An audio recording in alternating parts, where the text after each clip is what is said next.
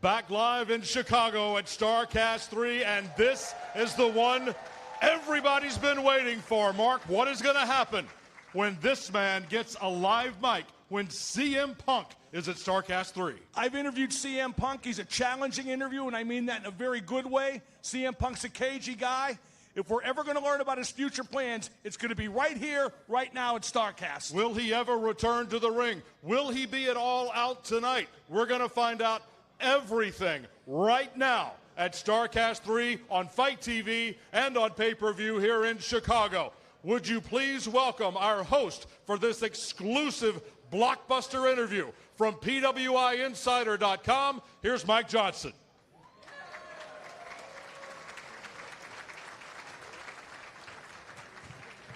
What's up, Chicago? How you guys doing? So, CM Punk canceled. I'm sorry. I'm just kidding. I've been writing about pro wrestling for over 20 years now. I've been doing it for about 15 and a half years full time. There are tons and tons of eclectic, amazing, driven, passionate personalities. But CM Punk stands out amongst all of them. You want to talk about a driven individual. He started out right here in Chicago with the LWF and supermarket shopping cart death matches and things like that. Rose through the blood and gut trenches of IWA Mid-South, became one of the definitive Ring of Honor talents, and went all the way to the top at WWE as the longest reigning WWE champion since the early days of Hulk Hogan.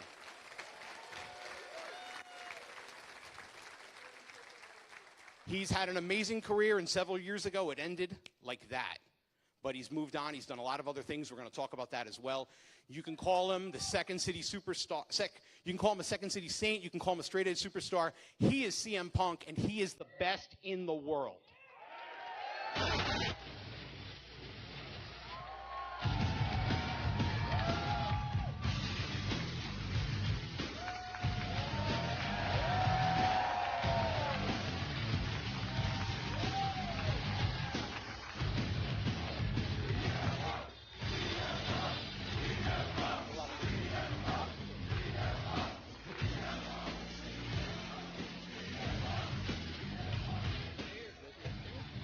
This is yours. Hello. Take my hat off so you can all see me better. So you didn't cancel. No, I didn't. I wanted to send out, I told Conrad this when I saw him today, I wanted to send out a tweet that said I was too sunburned to attend Starrcast, but I think with everybody constantly pulling out, dropping off, like whatever, I thought maybe it'd give him a heart attack, so I decided against it. Yeah, I think Conrad might have had a coronary if that went out. Yeah. My wife shaved my head last night, so if you guys notice any like weird patchiness, you know, you can blame her. So this is the first time in a lot of years you've been in front of a pro wrestling audience. You've done C2E2 and you've done other pop culture conventions. What does it feel like to be back inside the pro wrestling environment for a little bit? Is it fun? Is it weird? So I think every environment is a pro wrestling environment, and I don't necessarily know that's just because of me and my past and where I come from and everything, but like I'm immediately reminded of a couple years ago at the New York Comic Con when I got to do a panel with Jim. I hosted the panel for Jim Starlin. Yeah, I was there. Yeah, and so Jim Starlin obviously he created like every single Marvel character that you all love watching movies about. Jim has pretty much have his fingerprints all over it. So, like, there was a very pro wrestling crowd. You know what I mean? Like, I was getting pro wrestling questions, and I was like, let's talk about Jim, because I was there to talk about Jim. And same thing, hosted a panel for Don Coscarelli last year at the New York Comic Con, and it was a very pro wrestling crowd. So I just feel like no matter where I go, it's always a pro wrestling crowd, and I just think that's because pro wrestling is American pop culture. I think at some point in your life, everybody has liked pro wrestling. All right, so let's do some pro wrestling questions. There's a million stories about you. Allegedly, Fox Sports Net wants you for their WWE show. Conrad has said straight up, you were booked here for Starrcast. You are not going to All Elite Wrestling tonight. You're not going to be at All Out, but yet I walked the hallway today. That's all I got asked. Is Punk going to be there tonight? Ask Punk if he's going to be there tonight. There's always rumors about a WWE return. No matter what you do and where you go, people are always going to associate you with that run in WWE. So where are you going? What are you doing? And, like, what's life like now for CM Punk, where even after all these years, it's when are you coming back? Is it weird? No, I don't think it's weird. I think it's flattering. You know, it's a testament to, I guess, what I've done and the mark I've left on a business that obviously everybody in this room, I think, loves. I think that's pretty cool, you know, and that's...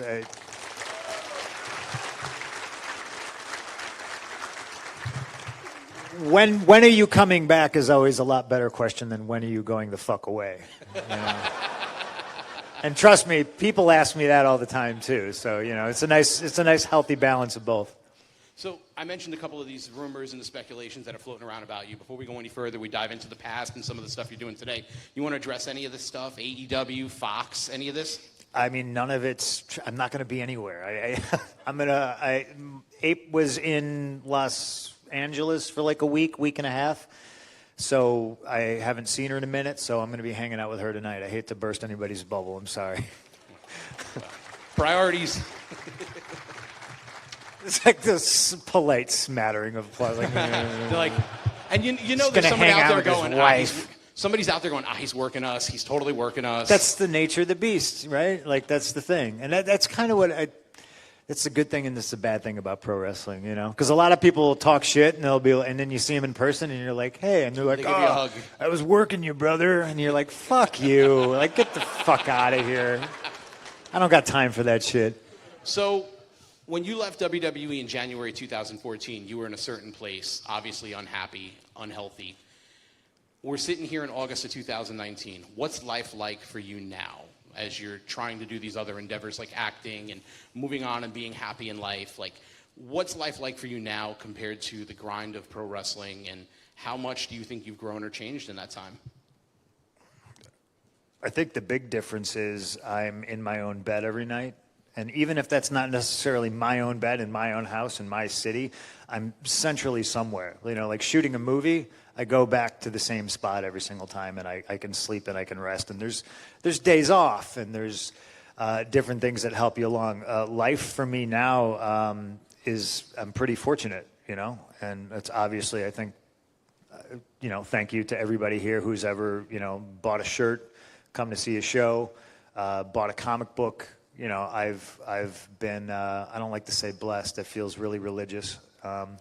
Fortunate. I've been fortunate that everybody has supported me. So it's pretty cool. I get to do what I want, you know, and what I want to do is hang out with my wife, hang out with my dog. And, you know, again, I'm fortunate enough to have people reach out and say, hey, you want to do this movie? Do you want to write this comic book? I think that's, for a poor kid from Chicago, I think that's pretty fucking cool. Well, let's talk about the movies. You got a couple coming out. Girl on the Third Floor, which is the first film that you are the star of. It's going to start to roll out in October. And then you did the Sasko Sisters, Rabid, the remake of the David Cronenberg film. Talk a little bit about what it's like playing someone other than CM Punk, which I have to assume is almost like having your own.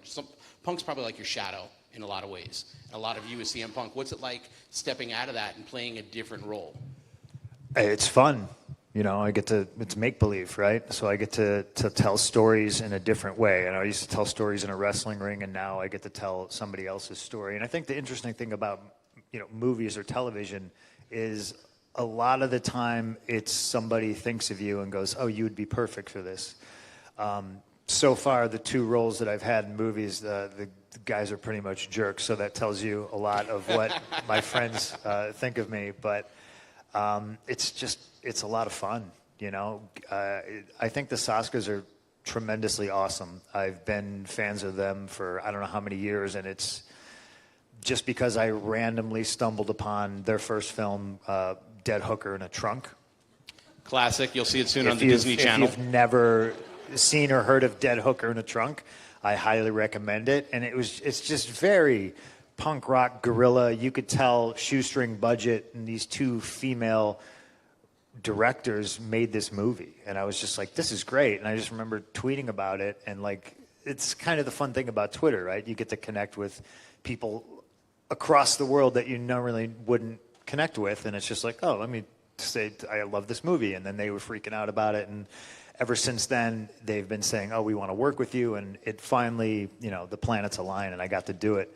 I'm super proud of the role I played in Rabid. I'm super over the moon proud of Girl on the Third Floor, and it's because of the people that I was surrounded with and the people I got to work with, the directors, the producers, the writers, the other actors. It was a tremendous experience, and it was super, super hard, and it was super difficult, and I think anything that's worth doing is going to be hard, and it was just so much fun. I was just going to ask you, especially with Girl on the Third Floor, you are the star of the film.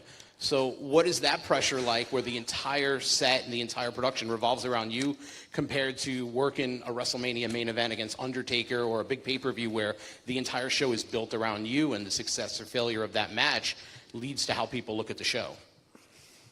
So obviously I'm not a fan of like anything I do. And I don't know if I hate my own voice. You see in my own face, I'm like, oh, my nose is crooked. This is a disaster. It's not true. So the first time I saw Girl on the Third Floor was when it premiered at South by Southwest, which is a kind of a big deal. Everyone was telling me, but it's it's not really my world. So I'm just kind of like, well, whatever. I'm along for the ride, And I remember sitting down to watch it and thinking to myself, 85% of this movie is like my face. This is a fucking nightmare. And I think I sat there just like tense the whole time. And everyone asked me afterwards, I said, well, how do you feel? What'd you think? And I said, I didn't hate it. And then everyone was like, whoa! That's a super huge compliment coming from me regarding anything that I do. That and when I say 85% of the movie is my face, 85% of the movie is my face. Getting shit thrown at it, it is brutal. But I'm really happy with it, and I think one of the more fascinating things about it is everybody who's seen it.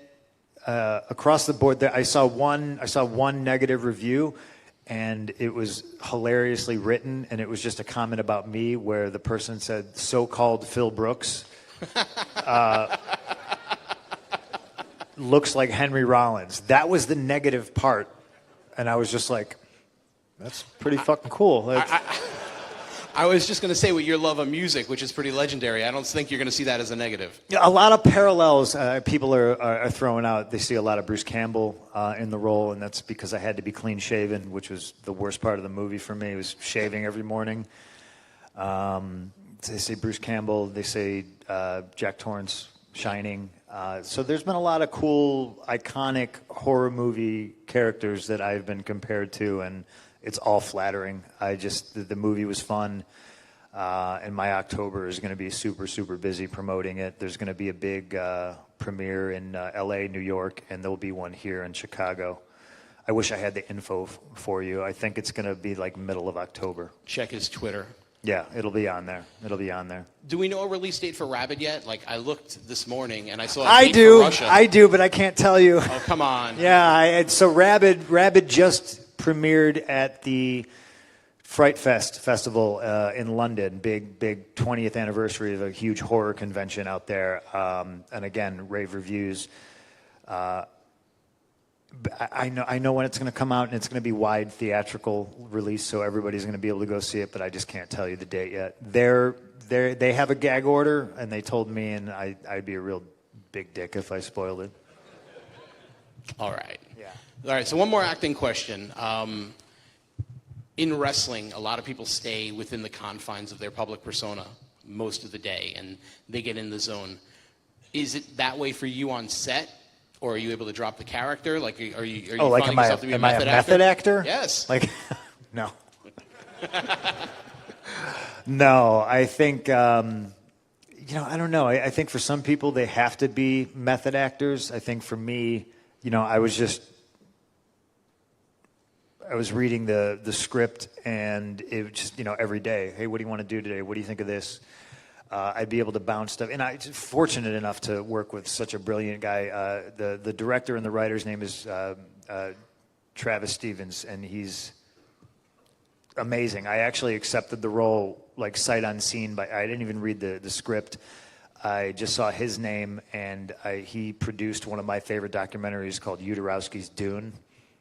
Again, it's a great film. I don't know if anybody's seen Uderowski's Dune. It's kind of a deep cut, but if you haven't, go fucking watch it. It was a revelation to me. I was sitting in the theater. I was sitting in the Music Box Theater watching Uderowski's Dune, and this is shortly after I had left WWE. And I remember just looking at the screen and going, I am Uderowski's Dune. And if you've seen it, you'll understand that comment. And if you haven't seen it, go watch it if you want to understand that comment. All right. So let's talk some wrestling. It's been a couple of years since you've been in a wrestling ring. I'm sure you don't miss the politics or fighting or trying to get your way or making others understand your vision. But do you miss the performance of it? Do you miss getting in the ring? Do you miss calling spots? Do you miss performing and having people react the way that they did when you walked out on stage today? That aspect of it, is there any part of you that still misses it, or have you moved on? I don't miss it. Like, it's nothing I pine for every day. But again, I think that's because I was fortunate enough to do it all. So there's nothing that I go, I wish I would have done this differently. And I'm also not that guy either. Like, I don't wake up and go, I wish I could have done this differently or done this more or less. The hard answer is no, and I think that's the shortest answer I can give. But it's just I think I did all right. I think I had a pretty good career. There's stuff you can go back and watch. I'd like to say it holds up, but I'm kind of out of the loop on the landscape. Obviously, I know things because of Twitter and the pop culture zeitgeist. It's always out there, but I don't miss it because I think I did enough with it, and I had such a good career, in my opinion. I would say so. Is there anyone, when you're going through Twitter or you hear through people that you're still friends with around wrestling, that you go, man, if I got back into it, I know I'd have fun doing something with them, like a Will Ospreay or a Kenny Omega? Do you ever come across anything and go, wow, that's pretty cool, and maybe it gets your juices flowing for a second? Is there anyone like that that you think about and go, well, maybe if the constellations were right, maybe that would happen? Okay, I'll give you guys a deep dive here. When was it two? I don't know when did I was going to leave, and I wound up re-signing. And before that, I remember 2010, maybe. I remember being in, I think, San Diego, and Austin was in San Diego, and he was just strictly there. And I can't remember why he was there. And I just remember looking at him and being like, "Man, what, fuck it." And I walked up to him and I go, "Hey, what are you doing?" And he's like, "What do you mean?" And I was like, "Well, you're here." I go, "I got to work a dark match after this." I go, "Do you mind coming out and just giving me a stunner? And, how else are we going to send these people home? You know what I mean?" And he was like, "God damn, yeah. All right, kid." And, and here's a guy, and he literally was like, I've been back here I don't know how many times, and nobody ever asked me that before, And I was just like, well, why the fuck hasn't anybody asked this guy?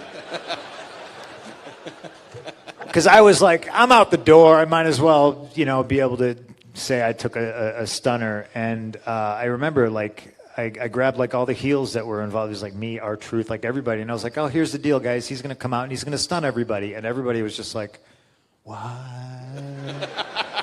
I think maybe Miz was involved, and it just turned into a fun, goofy thing where, we got to do it. And I think that's kind of where Steve kind of took a liking to me, you know what I mean? Because again, like, if you never ask, the answer is always no. And dude just kind of would always be backstage sitting around. I guess, like, I don't know if he was waiting for somebody to ask. And so that's when I started, like, prodding him, being like, let's work this match, motherfucker, let's go.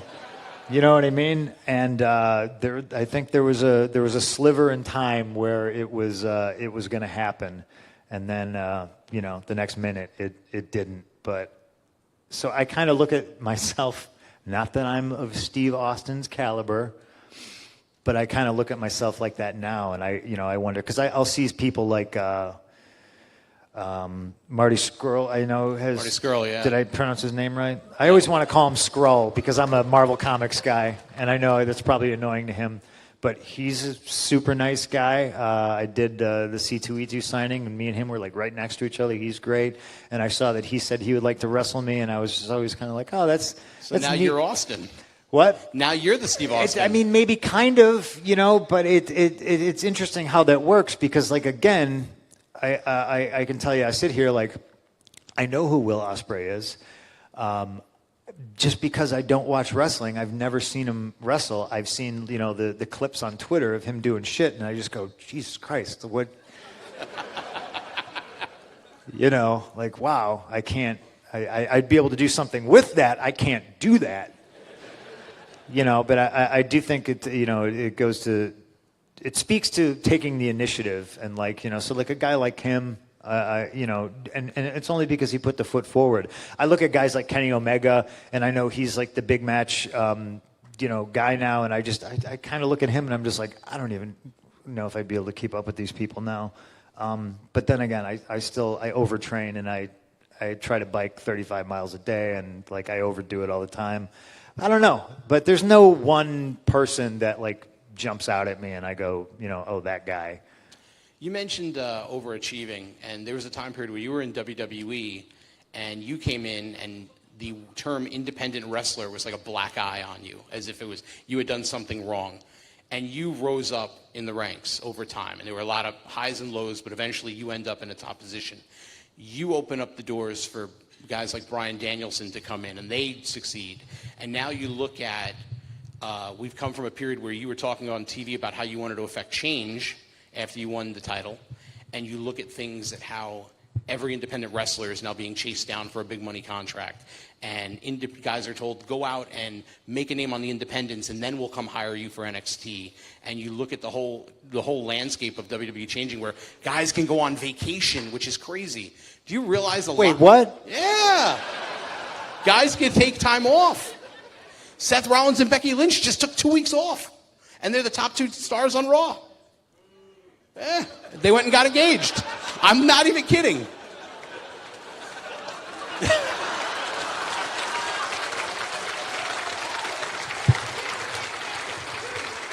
Not kidding. So that's in part due to you. So even though you're not there, how do you feel about that kind of being your legacy, even though they don't talk about you? I think I dropped the pipe bomb on CM Punk. I don't know. Is it true you can ask for time off? Yeah. Look, am I making this up? No. Would Chicago lie to you? No. And Finn Balor just left and took time off to get married too. But you get married and you come home to legal papers.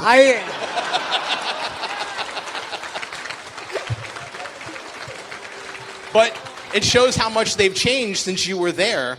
I think a big part of that was you banging your head against the wall trying to break it down.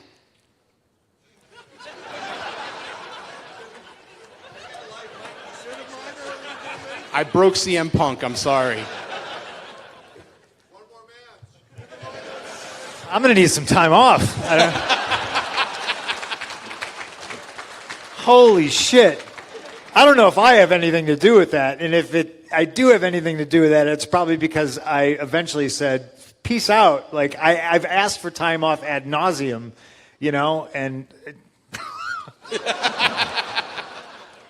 wow. Well, good for them. Maybe they won't burn out and fucking split then. Good for them. Good for them.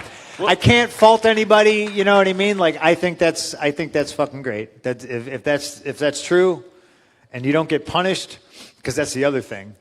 That's true. The punishment could come later. That's the other thing. Yeah, they could still be getting punished. You never know. Yeah. I don't know. I do want to ask you this, because in all of the podcasts and trials and interviews and tribulations that you've talked about after you left WWE, was there anything they could have done to change that trajectory? Like if they ran Chicago and Vince McMahon showed up at your house and was like, hey, pal, let's talk. Yeah, absolutely. So what could they have done to keep you happy? That's a good start.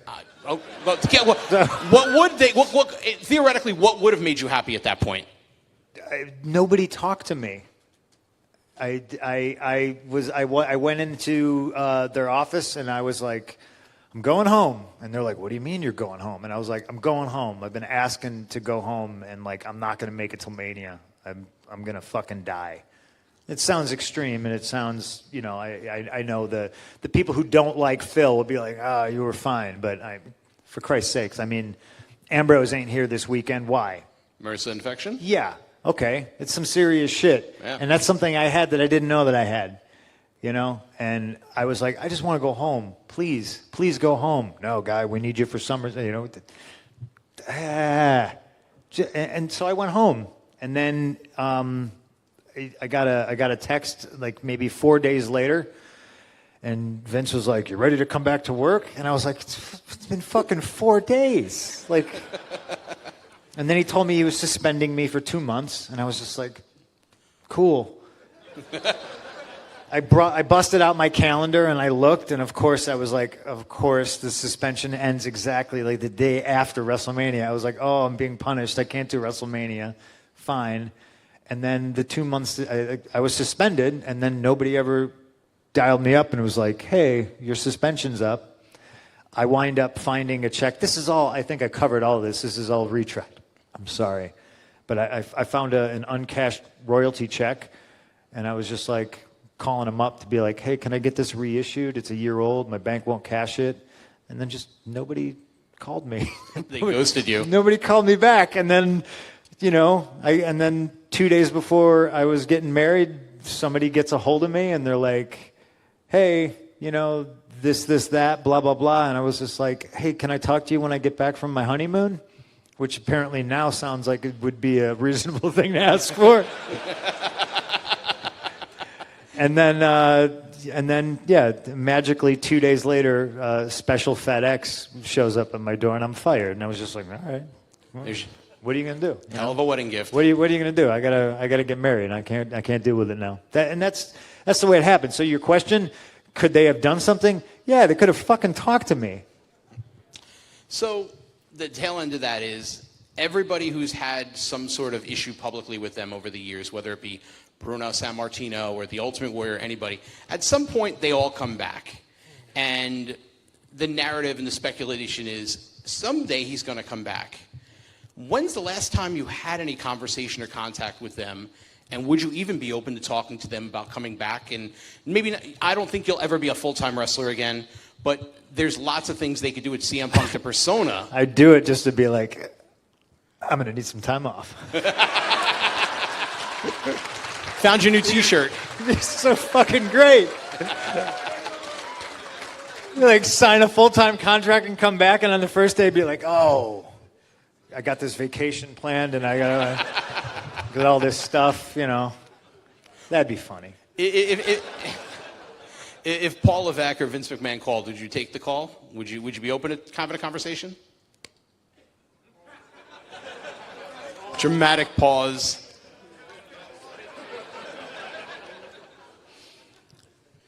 I wouldn't not talk to them, and that goes back to what we just talked about.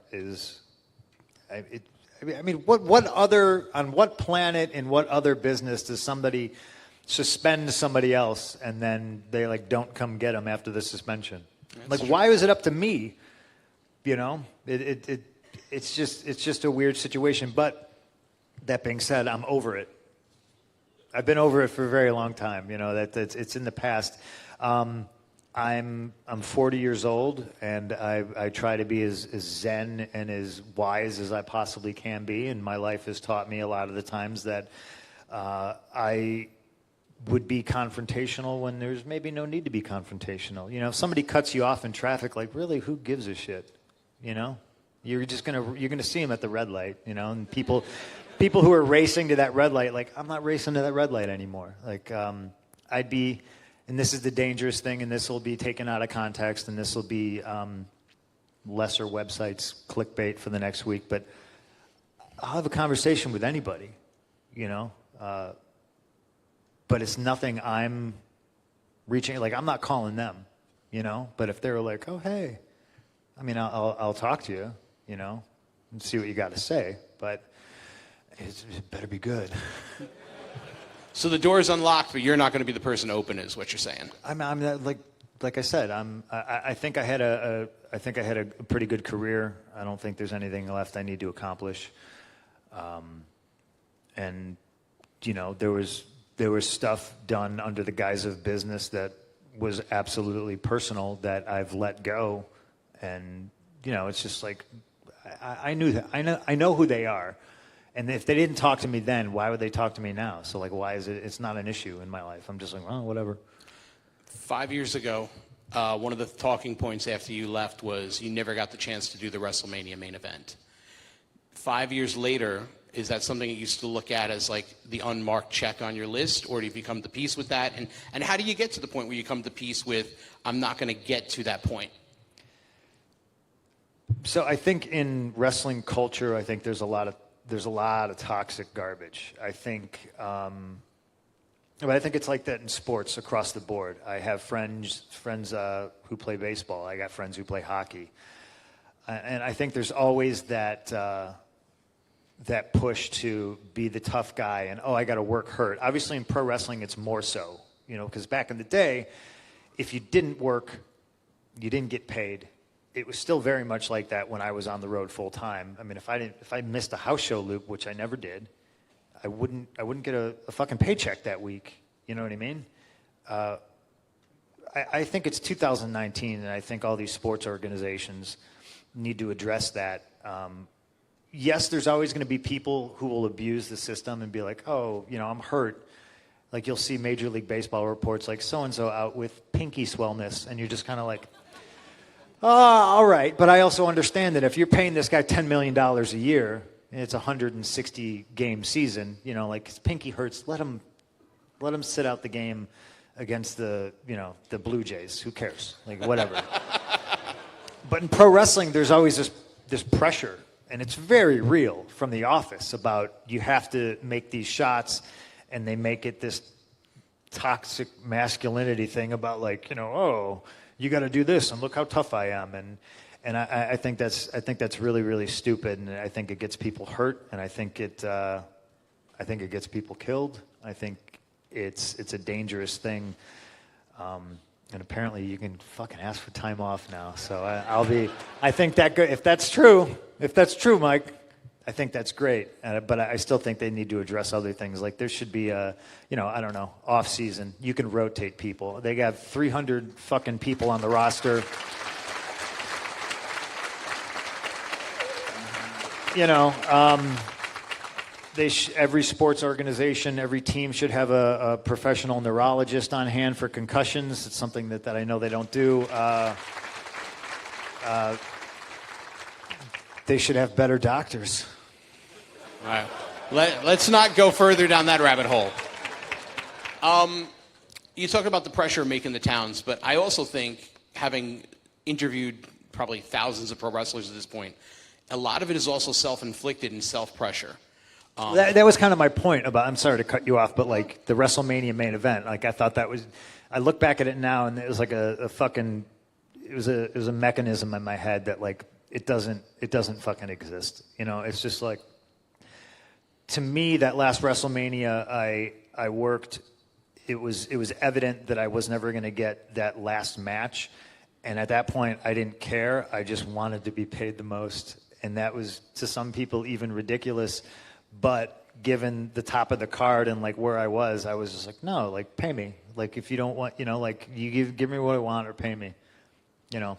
And that's kind of where I was. And so like now I look at it like I should have just been asking for more money the whole time.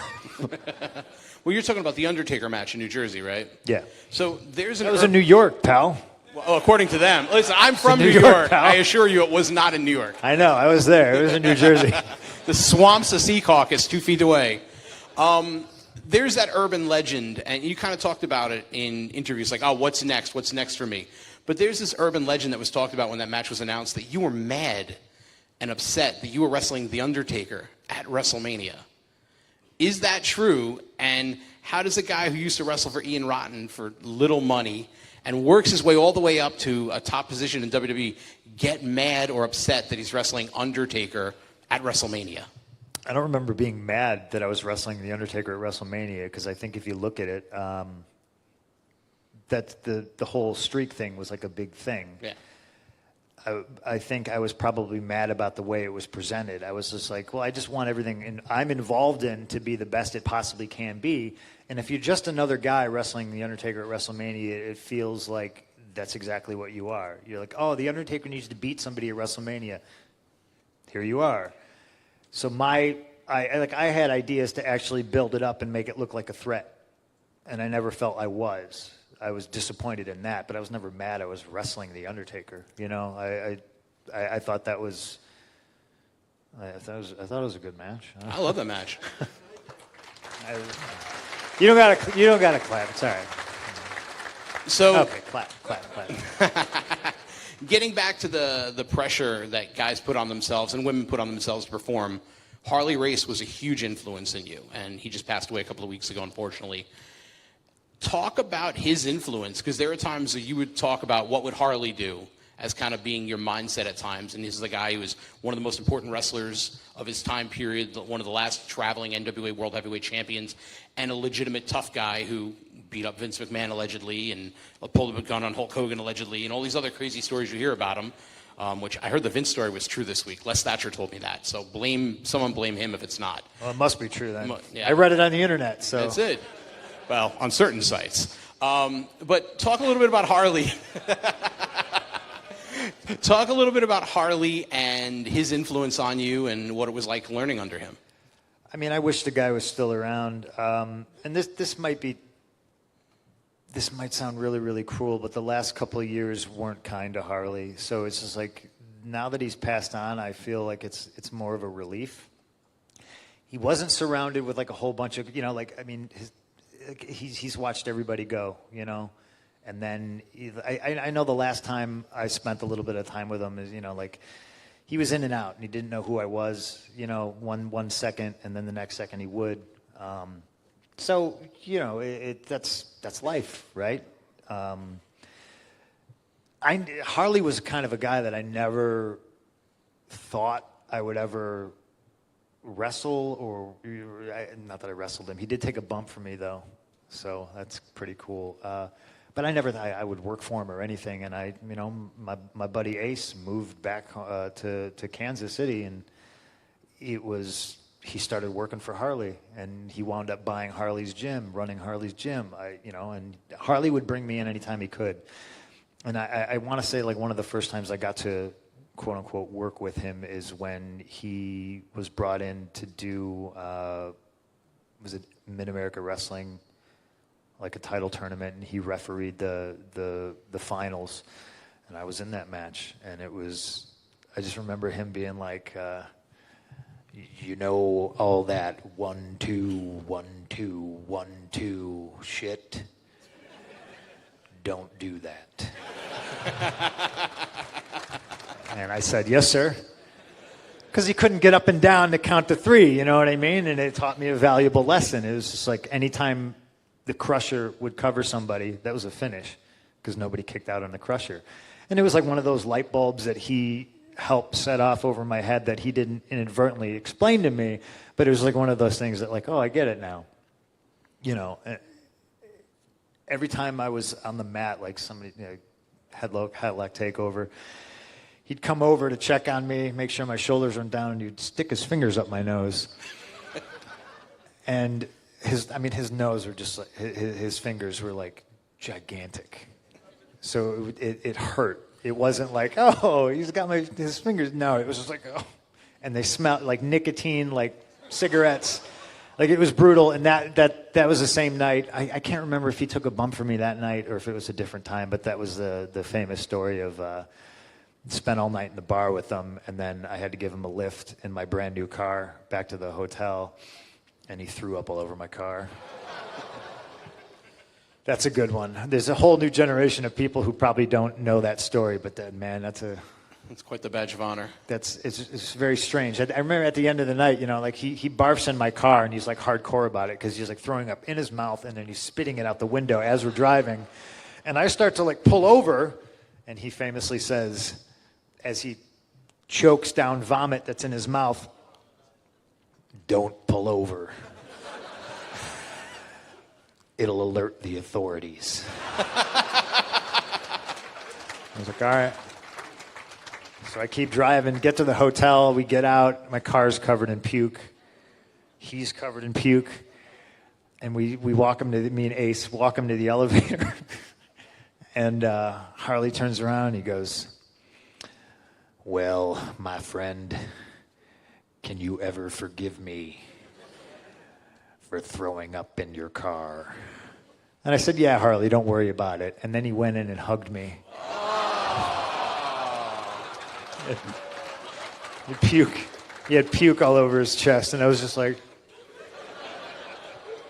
yeah, and me and Ace drove home. We were up in Wisconsin. We drove home the whole way just like fucking dying laughing that this happened. I got a ton of Harley stories. I got the one about the Ultimate Warrior, which I can't say. And if you've seen Dave Chappelle's new stand-up, Sticks and Stones, you know why I can't tell that story. And Harley used to walk around with a taser. Fun Not guy. one that you could like shoot and the prongs would go into somebody. He'd walk around with like one of those old school ones that just like made that horrible noise. And he would shock people all the time. I remember I was always reading stories. He would always do it to Owen. He did it to everybody. Thankfully, he never shocked me, but he would always stand next to me and press the button, and it would scare the living shit out of me. So I was always in fear anytime I was around him. He had that taser in his hand that he was going to jam the thing into my leg, and I'd probably pee myself. So I mentioned earlier you were one of the early definitive personalities in Ring of Honor. And there was a time period where that company looked like it was about to fall apart. And you and Samoa Joe walked into a ring in Dayton, Ohio, and you did a 60-minute match. And the narrative, yeah, it was awesome.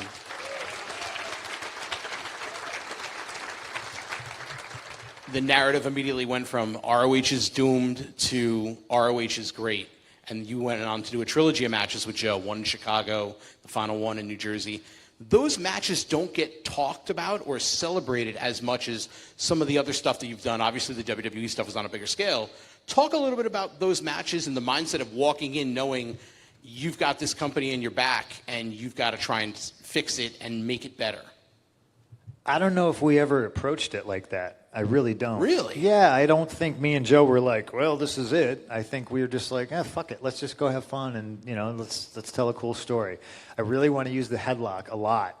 And Joe, was just like, great, whatever. I don't think we put pressure on ourselves in that regard. I just think it's like kind of like next man up thing. There was a group of guys who worked for TNA. I was one of them. We worked for ROH, and I remember we all had a bit of a meeting, and we were like, we can't let TNA tell us who we can and can't work for, and we all were like, yeah, gung ho, let's do it. And then the next day, so and so cancels off Ring of Honor, so and so cancels off Ring of Honor, so and so cancels off Ring of Honor, and Gabe looked at me and he's like, you're canceling, and I was like, no, I just can't operate that way. Like, TNA told me you can't work for them, and I was just like, yeah, I can. Like, yeah, I'm an independent contractor, right? Like, no, but you have a contract with us. And I was just like, all right, but it doesn't say you can't prevent me from working anywhere. So, a bunch of other guys said they were going to stay, and they left. I stayed, and then, like I said, it was like a next man up thing. It's what happens in sports teams. So-and-so gets traded, so-and-so retires. It's the next guy up, and I was like the next guy up. I don't know if Gabe ever looked at me like I was, one of the main guys or whatever, but he kind of had to at that point. There was, like I said, there was nobody left, and I wasn't supposed to wrestle Joe.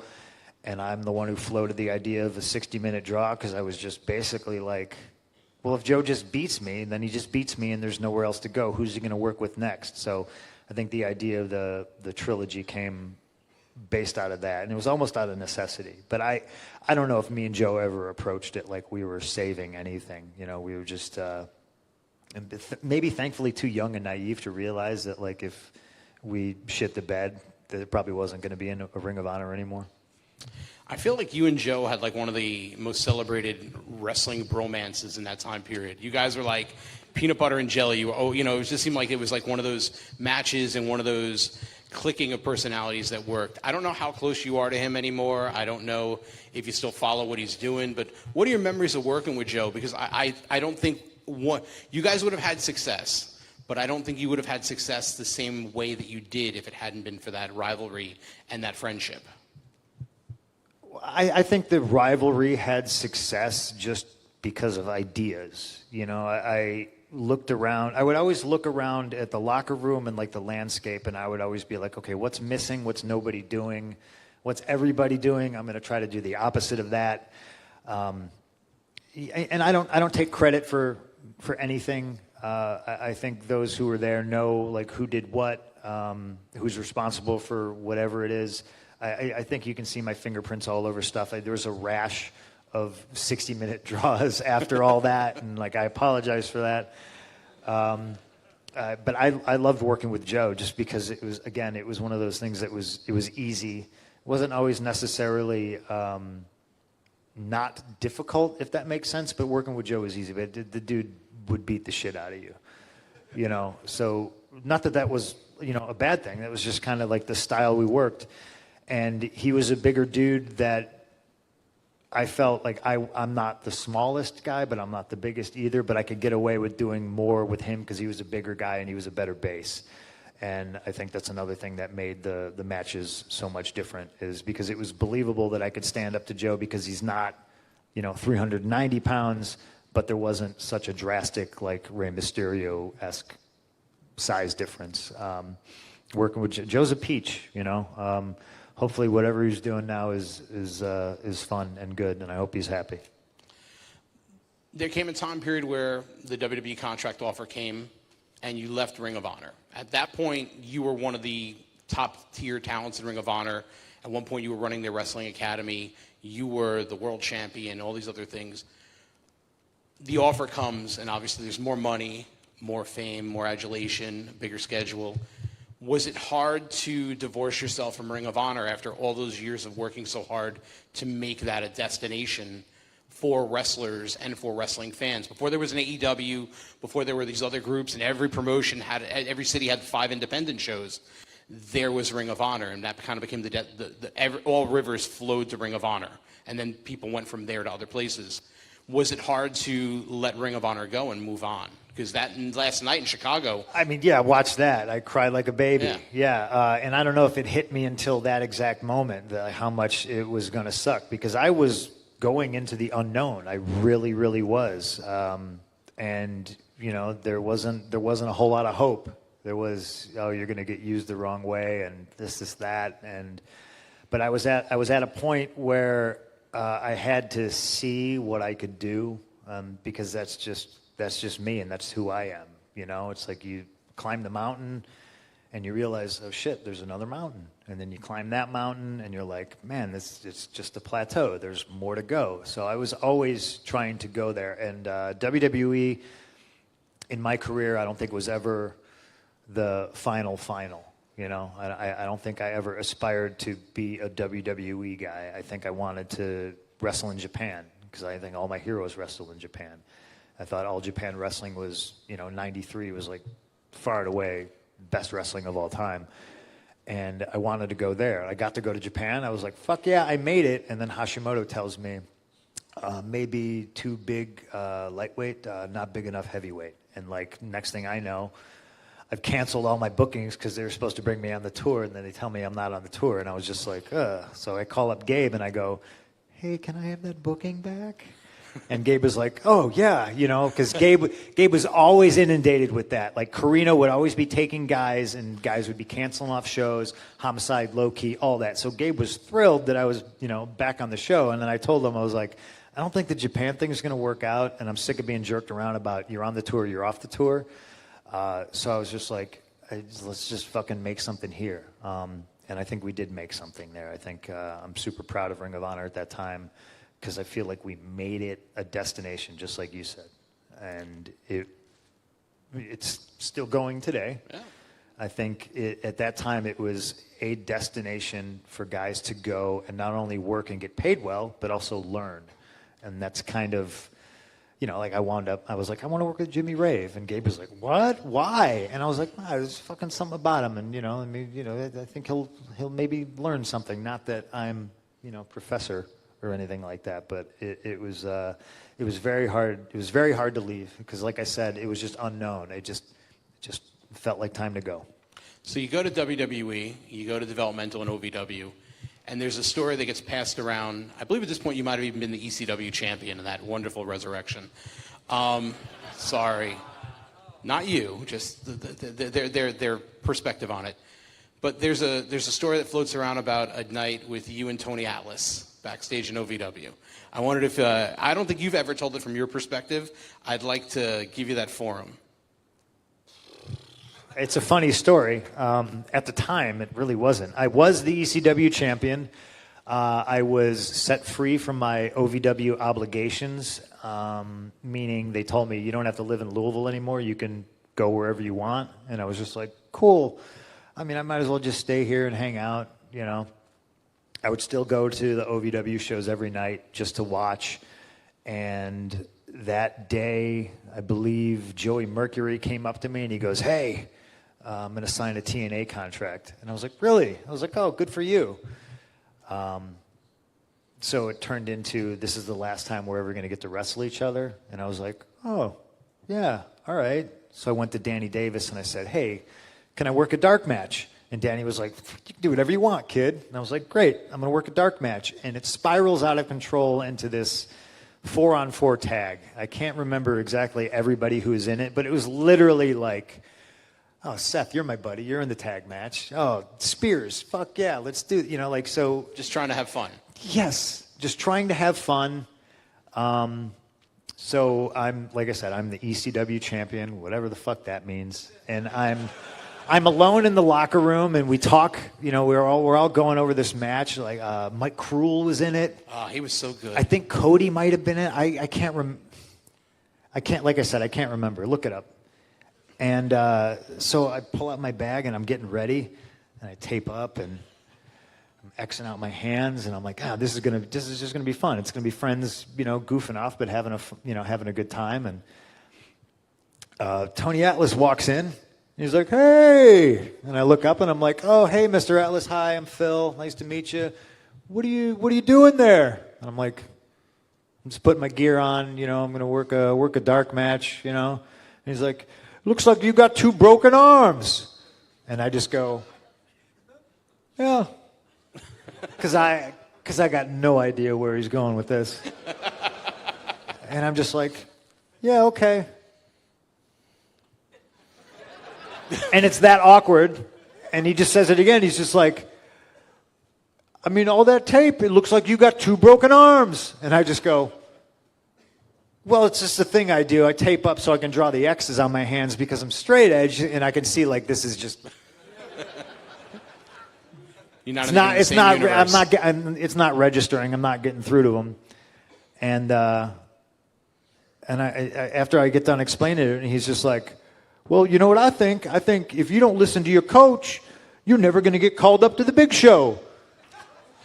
And now I'm just like I look down in my bag at the ECW titles there, and I'm just like, I said, I just went, okay, I'm all right, sir, thank you, all right. And he leaves, and I just go, man, that was fucking weird. But you always hear, this is the guy I seen on the MTV show hiding money from himself and having women step on his face with high heels on. So I'm just kind of like, I guess that's just how he operates. So we have the match. It's a tremendous piece of business. It's great. It gets over current OVW angles. Old favorite Joey Mercury comes back. CM Punk's back. Everybody's, we do good business. Baby faces go up. Everybody leaves. Everybody's happy. Remember, I'm like Dante from Clerks. I'm not supposed to be here. We're having the post-show meeting that they always do late Wednesday nights, and I'm sitting up in the bleachers with all the other guys, and I got the Major Brothers next to me, and I got Joey Mercury next to me, and I'm honestly kind of half paying attention because they're talking about the television show and what they can do better and like how they think it went, and they're getting critiqued and blah blah blah. So I'm like kind of zoning out, and then all of a sudden Tony Atlas is like, well, I think most everybody here was nice. And I'm just kind of like sitting there just like, that's cool, you know. And he's like, but you know, one person in particular was an asshole. And I'm just like sitting there going, fuck, man, that's brutal. Like, he's just calling people out, you know. And I'm just sitting there, and he's like, you know, some people listen to what the coaches have to say, and remember, you know. And he starts talking about how he could bench press more than Hulk Hogan, and how he beat Hulk Hogan for real one time. And and he's like, you know, and a lot of you are really good, you know. And he would like go off on these weird tangents. He'd be like, you boy, you remind me of Tito, but some of you are an asshole. And then that's when, you know, like Joey Mercury elbows me, and I'm like, And then I look, and then I realize he's just staring right at me. And I'm just like, this is fucking weird. You know, and he does it again. You know, oh, everybody was great to work with, you know, and I'm going to have a good report for everybody except for some asshole. And then I just start looking around, and I realize my phone's buzzing. I realize the Major Brothers are like texting on their phones. They're like, oh, and then finally I just stand up and I go, are you talking to me? And he like wigs out. He's like, yes, you're an asshole. And I was just like, well, fuck you.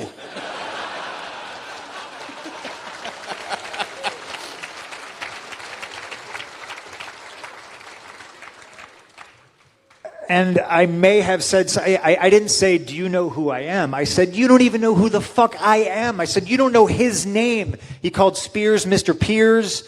Like you know, I was just like, listen, man, like you come down here and I know why you were brought here. You were brought here to tell people not to fucking do drugs and to save your money because that's something you didn't do. I go, and you're going to criticize me.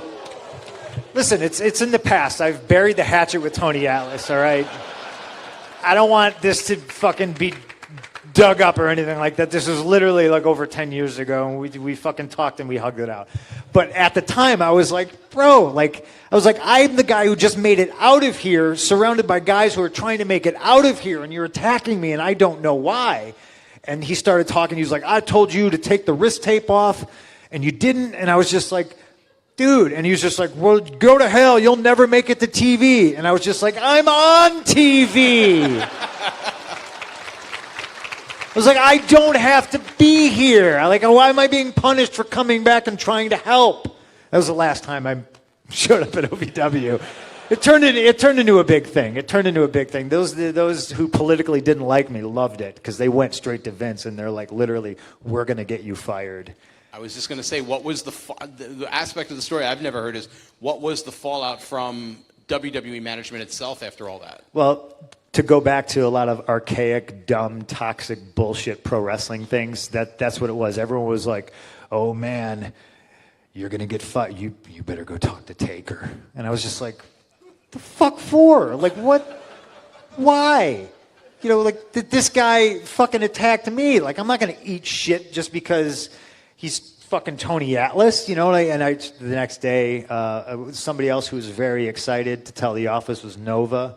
Oh, stooge. I like Mike. Fucking unbelievable. He's way too excited about it. They were like, him and Al, they were like trying to get the Major Brothers fired because I guess there was some story that I didn't know about the Major Brothers had wrist tape on, and you know, Al didn't like them, so Al was like, oh, it looks like you're doing a taped fist match. Like, just real stupid shit to get mad and yell at somebody for no reason, instead of maybe trying to explain, you know. And that's the thing about wrestling, is like those in management aren't really good at managing. Like, they should facilitate and they should help and they should be like, hey, you got any questions? What are you doing today? You know what? I see you got the wrist tape on, and, you know, this kind of old school. Maybe it looks like you're doing a taped fist match, but nobody's ever done one of those around here and they haven't seen it in 30 years. Explain some shit to people instead of being like, he's got a taped fist. We're gonna get them fired. There's way too much of that shit. And so, like, me explaining it to Johnny the next day, you know, Punk, what happened? I got Tony Atlas sitting on the tarmac.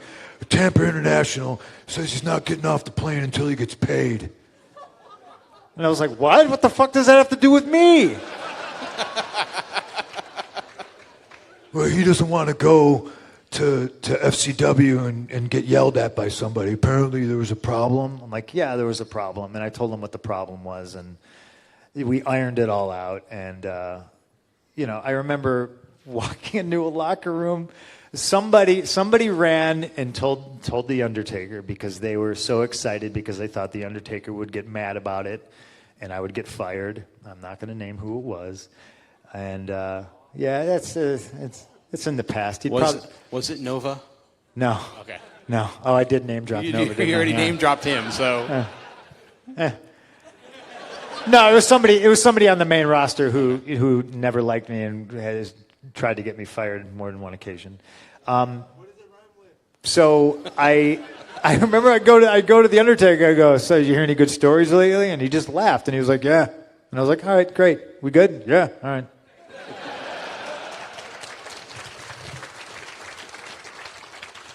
So the narrative about you that always floats around is that you're this grumpy, unhappy person, especially in that time period. Was it unhappiness or was it that feeling of I'm fighting for my spot? Because I don't think a lot of wrestlers come with that mindset today, especially in WWE. I kind of compare it to NBA players versus Harlem Globetrotter players. One, they're fighting to be the best, and the other, they're on the team and they know they're part of the troupe. And I feel like I never have conversations with WWE guys today where they're like, I was in Madison Square Garden and this was the gate, or the crowd was down.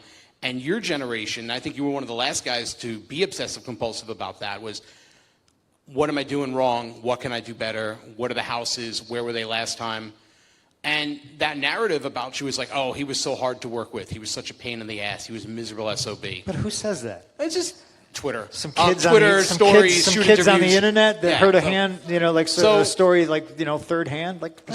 So my question to you is, when you're in that moment and you're trying to better yourself and you're trying to raise yourself to the highest level you can in WWE, how do you deal with those frustrations with all the archaic stuff that you just talked about, and how do you not let it get to you and prevent you from putting together the best performance that you can and putting on the best promo that you can and getting yourself into the position where they'll finally trust you, which took them some time?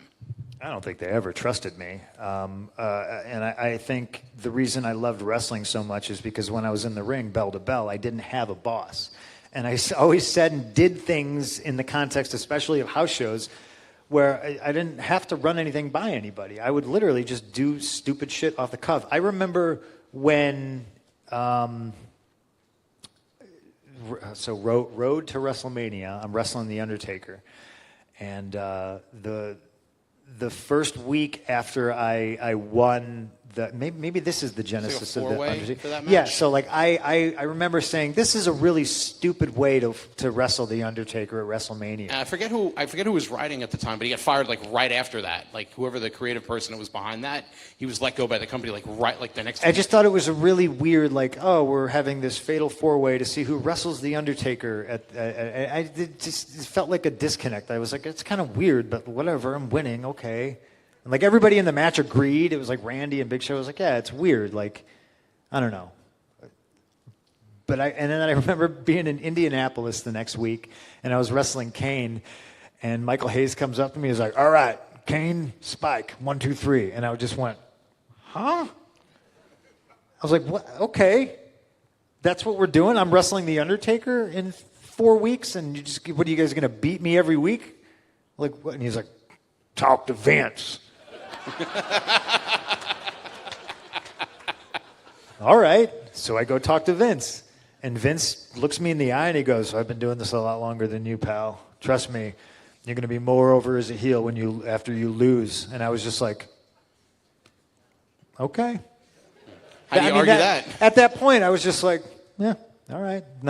It's not my fucking, it's not my company. But it's still me. And like I said, it was an uphill battle to try to make this match with The Undertaker feel like it wasn't so lopsided. I wanted to give reasonable doubt that, oh shit, this guy could beat the streak. Luckily enough, I did that wacky shit where I dumped fucking cat litter all over myself that was supposed to be Paul Bearer's ashes, and I think that kind of ramped it up. Well, yes, it was cat litter. Yeah, and it wasn't used. I like cat the one guy litter. who's disappointed it was not actually his ashes. Yeah. Yeah, I'm disappointed it wasn't really his ashes too. So, juggling things that way, like, always sucked. Because at the end of the day, I was like, well, you're the boss. It's not my company. But, like, not to get political, I wasn't like, well, how about if I should beat Kane? Like, it wasn't that. It was just like, how about I don't lose clean while I'm trying to, do this thing? It was just a difference of philosophy, I guess, and he was like, oh, you're going to be much more over as a heel. And I just remember just being like, okay, all right. Was there ever a moment where you think Vince got you? Like, not even after the pipe bomb and the Money in the Bank with Cena in Chicago. Was there ever a moment where you felt like, all right, I got him on my side now? No, I don't think so. Because it was always a fight. There was always a conversation. And I think that's that's the juice for Vince. You know what I mean? He wants to have those conversations and the personal relationship. And I don't think he ever understood me. You know what I mean? Like, he never got me. Triple H never got me either. It was just, that's not necessarily a bad thing. I did what I could. Yeah, I was going to ask you about Triple H, since that's the obvious next question. When you lost to him coming out of when you got super hot, was there ever that conversation where you're like, hey, maybe we shouldn't do this? Or was it, this is City Hall, done? So that objectively was still garbage. I remember he came and told me the finish, and he went, oh, I tried to talk to Vince, if you want to go talk to him and change his mind. And I went, you tried to change his mind? Like, you said I should win? And he was like, well, and I went, oh, okay, I'll go try to change his mind. Sure. And, like, that's the politics. Maybe that's all true. You know what I mean? Maybe in their minds they were really like, oh, no, yeah, you should win and then go right back into retirement. But I was like, this is a bad idea. And I, like, again, no, trust me, pal. I've been doing this a lot longer than you, and I just got to go, all right, okay. So, we talk a little bit about butting the heads and the archaic stuff. What are the good memories that come out of that run? Because, you got to work WrestleMania main events. Living Color plays you to the ring. You do the pipe bomb that everybody still talks about. The match with Cena in Chicago is one of the few matches that I regret not traveling to see, because it was like a perfect moment in time for you, and it was a great match, one of Cena's best matches ever, I think. When you look back on it, I think the way it ends, a lot of people think about the ending, and there's a lot of negative there. What were the positives of working for WWE and the opportunities? They made a documentary about you. You got to travel the world. You worked hard, but you got a lot of things out of it as well. When you look back on it now, 5 years removed, what are the positives? You met your wife there, so there's a positive right there. But, like, what are the positives when you look back and you go, that was cool? Well, I think I always loved the old school guys, and I tried to model myself after them. So obviously the closest thing I could come to being a Harley racer, traveling NWA World Champion, was being the WWE World Champion at the time and traveling doing that. So that was always fun. I romanticized the different town, different match, different people. I would constantly pitch ideas about shuffling up house show cards. They always wanted to keep it the same. This billion-dollar company, I would be like, I was a babyface, so I needed bad guys. I remember always pitching, let me do, 30-minute Iron Man matches with some of these guys. Like, I remember saying Swagger, Dolph, like all these guys, and like Michael Hayes would tell me they couldn't figure out how to put a clock on the Titantron, and I was just like, what the fuck? Billion-dollar company. Yeah. I don't buy that. Well, we can't figure out how to put a clock on a Titantron. And I was like, let me look at it. I could probably figure it out, Give me a screwdriver. That was so. Like, those are the best memories. Like traveling with Kofi, just having, like, I remember anytime I got to work a house show with Daniel Bryan, it was like always super awesome.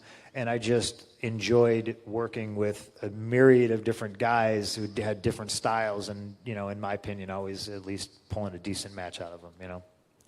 So I mentioned the Money in the Bank match with Cena, which is probably going to end up being maybe your most celebrated match ever. he's started to move on from WWE. He's moving to the Hollywood platform as well. He's got a Nickelodeon movie coming out in November. Did he ask for time off, or did? No, I think he just took it. I think he just exited stage left and said, "You can't see me." Thoughts on? I didn't mean that to be a knock on WWE. I promise. Thoughts on working with Cena? What was it like with him? He was the top guy there. The closest equivalent to a Hulk Hogan in the 80s for that company. What was it like working with him creatively? What was it like that night in Chicago? And thoughts on Cena moving on from WWE when he's been such a big part of their identity the last 15 years? And you're going to get another Michael Hayes impression. I hope you all enjoy the Michael Hayes impression. I wish John was here so he could answer that question. But I always liked working with John because, again, it was easy. And I think John was in a position where he was almost kind of glad somebody else came in and forcibly took the reins. I remember the first time I worked John in 2009, and in wrestling, the bad guy normally calls the match. It's just kind of traditionally how it went. And I remember locking up with John, and he was doing an appearance, so we couldn't talk about the match, and I hated talking about matches anyway. It's like John Cena, you know what he does. He does the 5 things, and that's it. So if you can't figure that out, you're in trouble. And I remember Mike Chiodo was the referee, and I remember locking up with John and grabbing a headlock and taking him over, and I'm happy just to sit there a minute and kind of get the lay of the land. And he started going, tackle drop down, hip toss, and he starts calling all this shit, and I was just like. And I remember just looking over at Kyoto and I go, Mike, who the fuck's calling this match? And he's laughing so hard, he was trying to hide his face. And John just went, oh, okay. And I think John was stoked that he didn't have to be that guy directing traffic. And he let me do whatever the fuck I wanted. So I think he was relieved. But I also think that's how we worked together really well, because you talk about, I never like to take credit for shit, because at the end it doesn't matter. But I was the first guy to be like, why does everybody always take their shoulder? What the fuck's going to happen? Why do you let him do this to you without fucking kicking him in the head? So it was really I broke down the John Cena comeback in a logical way, and he was just kind of like, this is great. How come nobody's ever done this before? And just working with him was always great. Like I said, because he wasn't worried about his spot, and I think everybody else up until that point was worried about their spot. I don't think when I wrestled JBL, I don't think he gave a shit about his spot. So that made it a little bit better. But there's always guys who were worried about their spot. And then, that they don't like you, and, politically they're against you. So wrestling them was always pulling teeth. It wasn't like that with John at all. Would you say the Chicago match was your happiest moment in the company? Did you feel the most fulfilled that night? No, happiest moment in the company, that's really, that's hard to say. I legitimately did not sign a contract until that day. We didn't have it, Vince was like, what's the finish? Because if you don't sign, the finish is obviously John up. And if you sign, we have to figure out a finish. And I was like, oh, okay. And I got what I wanted, and I signed the deal in the Rosemont Horizon. But I don't know if it was my happiest moment, you know what I mean? I was always stoked when I got to help somebody else have a happy moment. That was always, I think, happier for me. I think in that moment, for Chicago and wrestling fans in general, is a happy moment for them. It's a great moment for me, don't get me wrong, but I think I was always more stoked when, when Ape and Eve got to do a main event with me and Dan O'Brien, right. A Raw. I was always happy to, do what I could. I feel like in my career, parallels with my life, that I'm always, if I find myself on higher ground, I'm always doing this. Try to reach up and bring my friends with me. Because when I was a kid, I never had that.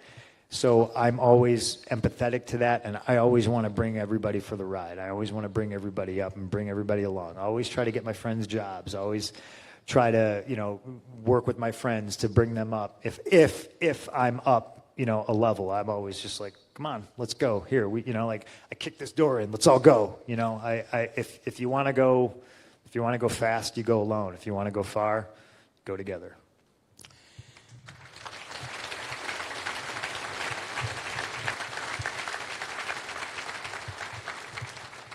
One of the things that defines you the most is your promos. When was the moment where you realized, all right, I got this? And because I watch your stuff and I'm like, there's echoes of Roddy Piper in there, there's echoes of Randy Savage in there. And the moment I knew you were a star, there was the promo you did in Ring of Honor. I'll become a monster to fight the monsters of the world. You shot in the basement of the Murphy Rec Center when you were doing the program with Raven, and I saw that and I was like, holy crap, he's going to make $1 million. Like, I knew it right then and there. When was the moment that you knew you kind of had that knack for the gab and that the mic was your best friend in wrestling? I don't know. I don't know. Again, I hate talking about myself or praising myself, so I don't know if I have that. If you think I do, that's awesome. I think it's something that was always there, from just being a punk kid and getting beaten up constantly, but still always like running my mouth. I couldn't beat anybody up. Have fun with that one, internet. But I could always talk shit, and like, man, people would get tired of punching me in the face, and I would still be there like talking shit. Like, oh, your mother. Like whatever. And so it stems from that. And I think Mid-America Wrestling really kind of molded, because that was when I really started the straight edge thing. And to me, it was easy because pointing at people and being like, I don't do this thing that you're currently doing, so fuck you, I'm better than you. It was always kind of resonated, and it makes people mad. And there would be a lot of people at the shows who came to the Knights of Columbus because the beer was cheap. And so it was like easy just to get these guys riled up, And I just think it was always something that was there. Ring of Honor helped a lot too, because it was almost like it was formatted for television. It wasn't an indie show at a dog park or, like whatever. I had to kind of like reel myself in, and I had time constraints. But again, it was, quote unquote, almost like it was filmed for television. So that helped me out a lot. And just, I think being open to different kind of music and movies and just culture and everything in general kind of broadened just my mind about everything. So cutting promos based on where you're at regionally was easier, and it just made the whole process a lot better. It's fun to be able to look out in a crowd and see like, okay, it's predominantly kids, so to know what kind of material you're going to need to use. And it was just something I always felt like I could be better, so I was always striving to be better. How much of the promo ability do you find yourself utilizing in acting? Because I don't think you did interviews for the UFC fights, but I didn't feel that was like CM Punk trying to talk people into the building. It was a different cadence. It was a different style of interview. How much of maybe even the wrestling stuff and the promo ability do you find pulling out for acting? Because I interviewed Roddy Piper once, and he said, wrestling is explosion, acting is implosion. One is more internal and one is larger than life, and something's bothering me here. I don't know what that is. For you, how much of the wrestling stuff do you pull out in the acting endeavors? I mean, I haven't been able to explore it that much yet to really give you an answer. Hopefully in the future there'll be, more roles, bigger roles that I'll be able to do that. But with I guess just kind of reading scripts, like I've always had a pretty good memory. So if I had to memorize lines, that was never a problem. My character in Girl on the Third Floor, I think is really nuanced. So I don't know how much wrestling helped with that. I think in wrestling, you got to try to cheat and play to the cheap seats. But then again, Raw is on television, so it was always about like the hard camera and focused on that. So it helped me in that regard. But the character-wise and promo-wise, they're kind of parallel. You had the chance to do some Marvel comic stuff, including the Drax series. Was it weird writing Drax since Dave Bautista performs him? Like, were you doing it with Dave's voice, or like? It's just, yeah, I'm curious. I wasn't, because I'm a comic book nerd from way back, so I was almost doing it with like Jim Starlin Drax voice, if that makes sense. But no, it was a complete trip. You know, being buddies with Dave. Dave's playing this character, and I'm writing the comic book. Like I thought it was super neat. It's like one of those things the universe does to like just kind of be like, hey, isn't this funny? You know, and I appreciate you, universe. Your wife wrote an amazing book. Phenomenal. If you haven't read it, go out of your way. I know a lot of times when you talk about things publicly, sometimes the aftermath is not always the most fun for you. Have you ever thought about doing a book? Because I feel like you have the most amazing life story coming from Chicago and what you've risen up to, and now everything that you've accomplished even beyond wrestling, chasing your dreams in new ways. There's a story there, whether it's a feature film or a book. Have you ever thought about putting pen to paper in that realm? Writing a book, yes. Writing 3 books, which I feel like my life story would have to be at this point, that's a lot. Plus, I'm tired of being sued. So, you know, I could maybe skip things, or maybe I would have to put the allegedly names are changed, you know, blah blah blah thing, you know, which sucks too, because I feel like we should all be able to speak about the truth.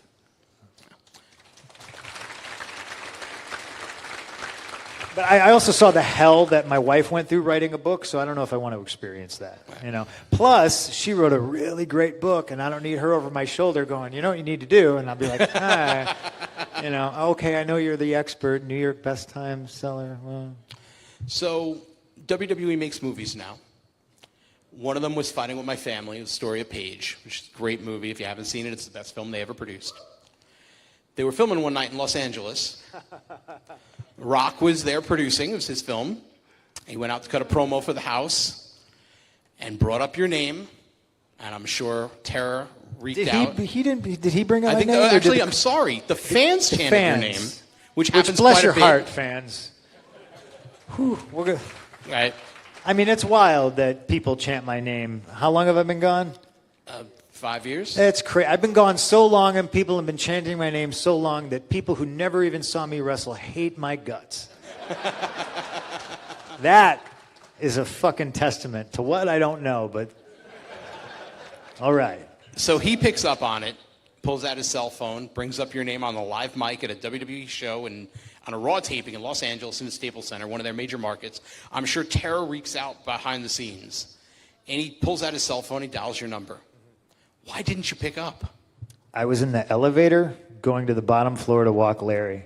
Your dog, Larry Talbot? Yeah. Okay. Yeah, this is honest to God, true fucking story. I was just in the elevator, no reception in the elevator. My phone, no messages. I get in the elevator, it's a really slow elevator, like sixth floor.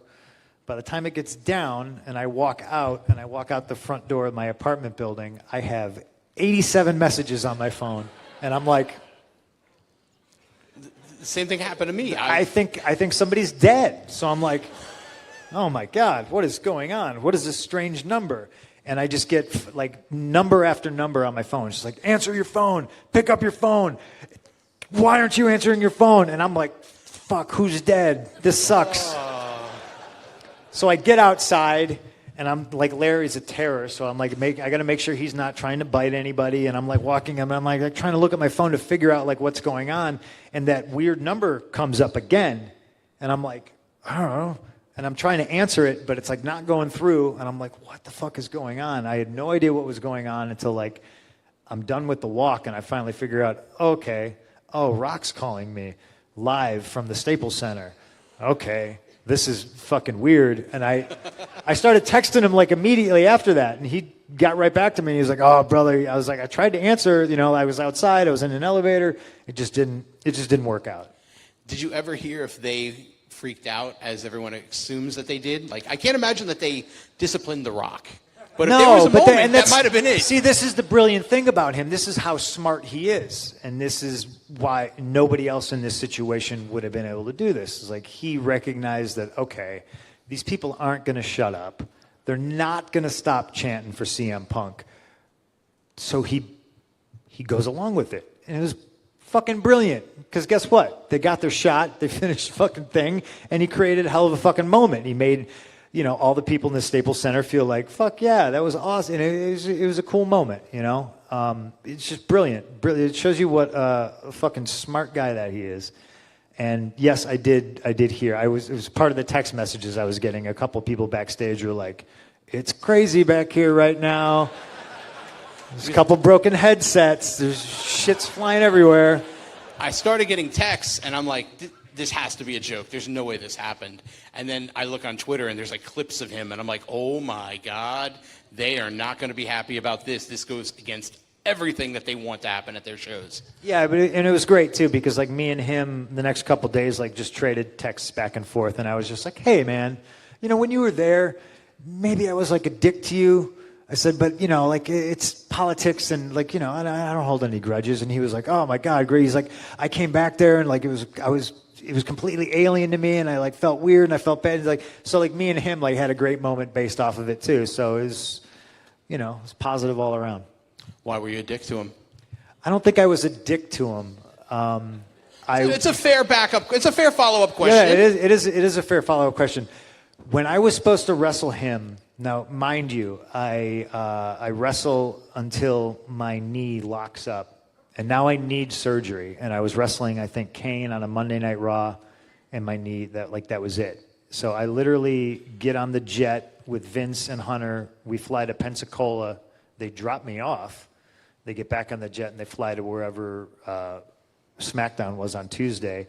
The next morning, I have surgery on my knee, and as I'm being wheeled out into a car to go back to my hotel, Vince calls me, and I was dating Lita at the time, and I remember being like, "You answer that, I'm not," you know. And she answers the phone, and she talks to him, and then she hands me the phone, and he goes, "Hey, pal, heard surgery went good. We just announced on the website in 3 weeks you're wrestling Ryback in a TLC match. It's the first Raw of the year. It's going to be huge." And I was just like...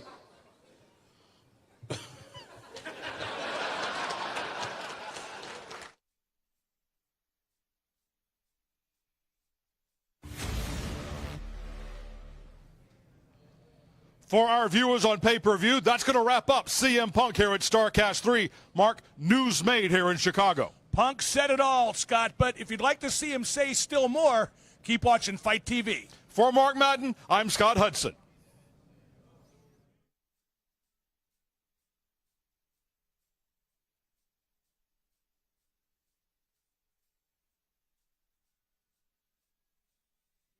match in 3 weeks.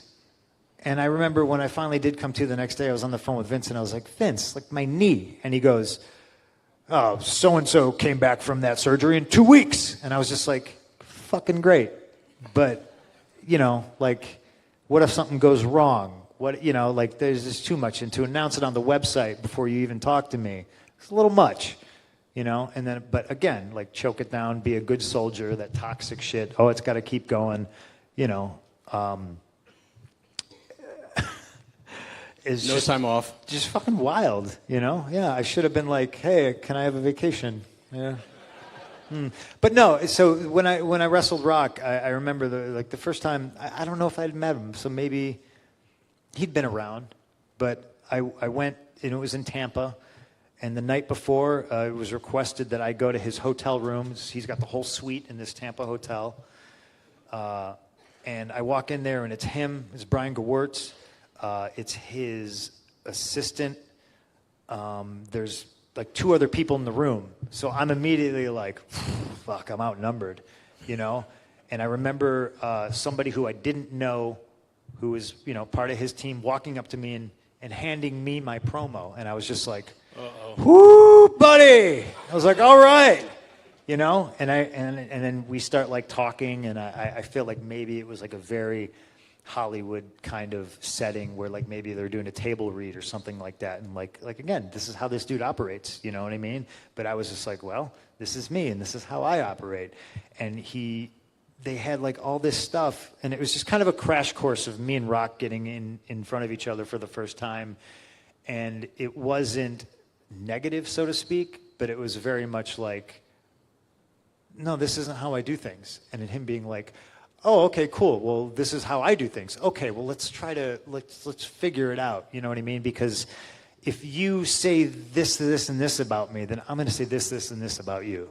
And then he was just kind of like, well, all right. And I was like, no offense. I don't know who these guys are. I don't know why they're writing material for me when I think this is the way we should go. And so like we kind of pushed all that aside, and like me and him had, you know, kind of a one-on-one conversation in a crowded room, which is fucking uncomfortable, but he's who he is. And but again, I think he respected the fact that I wasn't backing down. I wasn't refusing to do anything, but I was just like, hey, can we maybe do this like a different way? And he was great, and he was fun to work with, and I like working with him.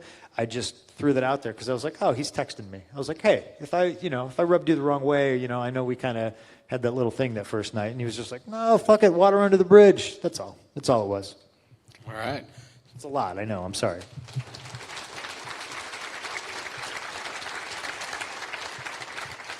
So he makes a lot of movies. Batista's making movies. Cena's making movies. You're starting to make movies. I feel like there should be like an Expendables type of film with all these wrestlers. You mean there should be a movie that I pitched to the WWE almost 10 years ago, like the remake of Cannonball Run? Yes. Oh my God, that would be amazing. They don't fucking listen to me. They never listen to me. They're going to do it now. They're going to do it eventually. They do a lot of things that I pitched to them that they said, no, they can't do that they do now, but I don't care. Apparently they give people time off now. Did you know that?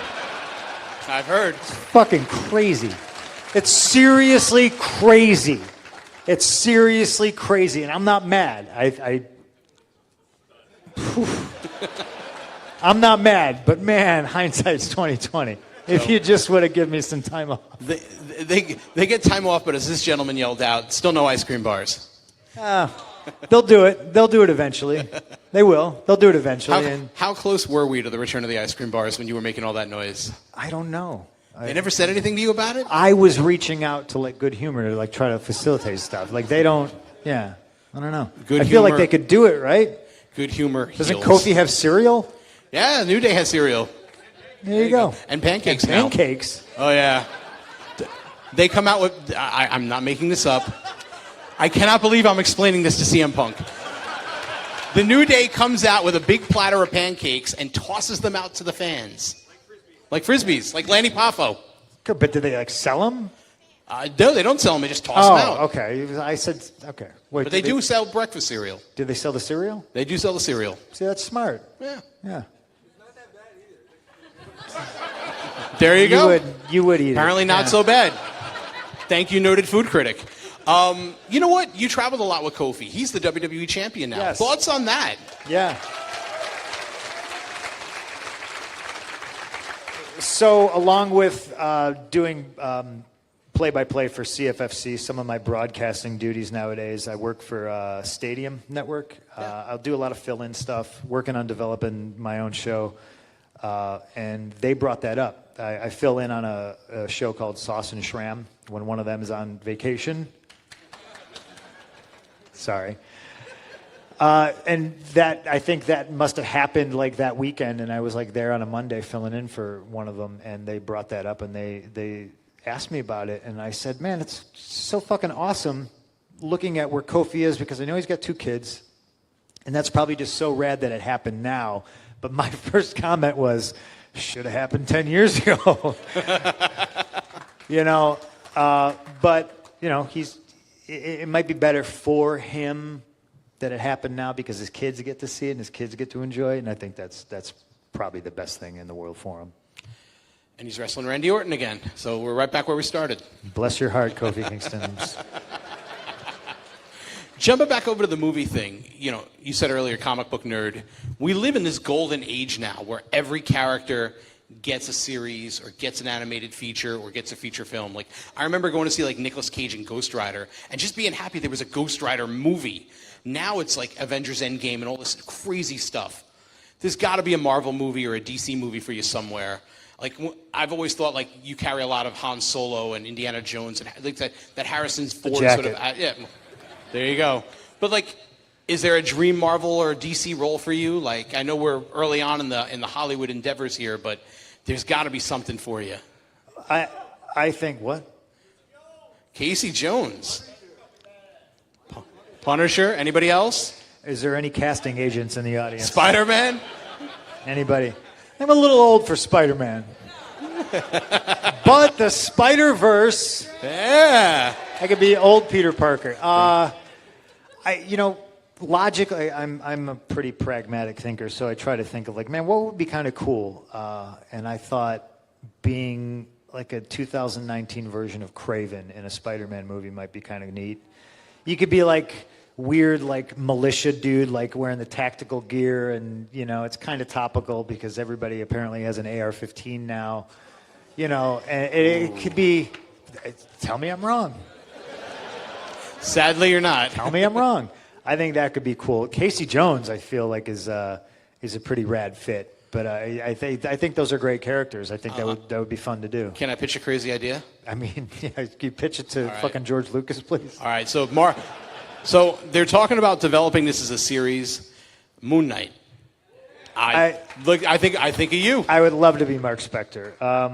And it's not. Obviously, there's a lot of characters in the Marvel universe, so like I'm not greedy just to be in there. Like I would want to do something that was fun and made sense. Like I think Dave doing Drax that's like one of those. It's like when you're done with the puzzle and like there's that one puzzle piece missing and you're like, oh no, did Larry eat it?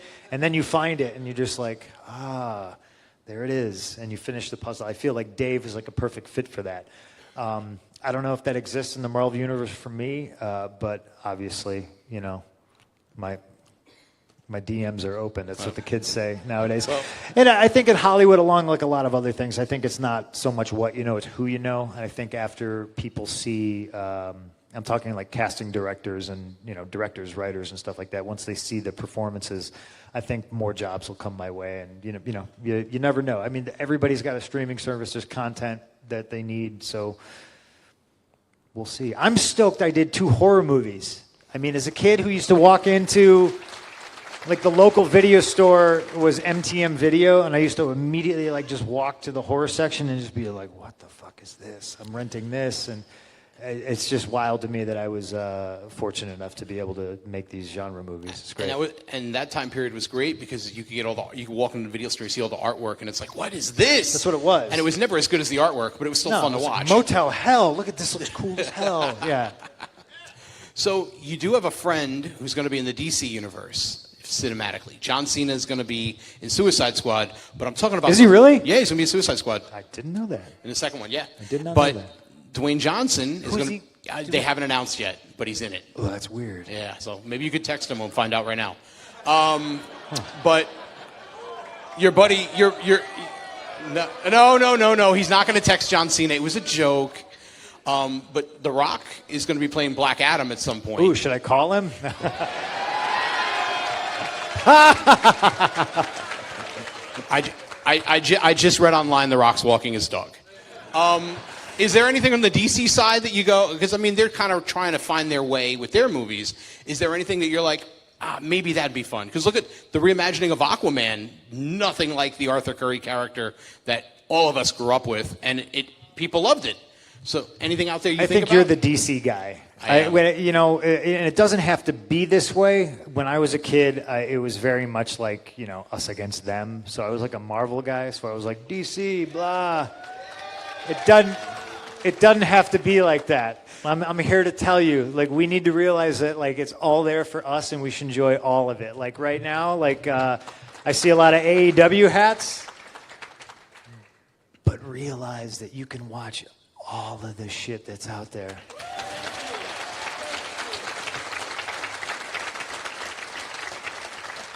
Don't let either company trick you into thinking it's a us versus them thing. Just enjoy the wrestling.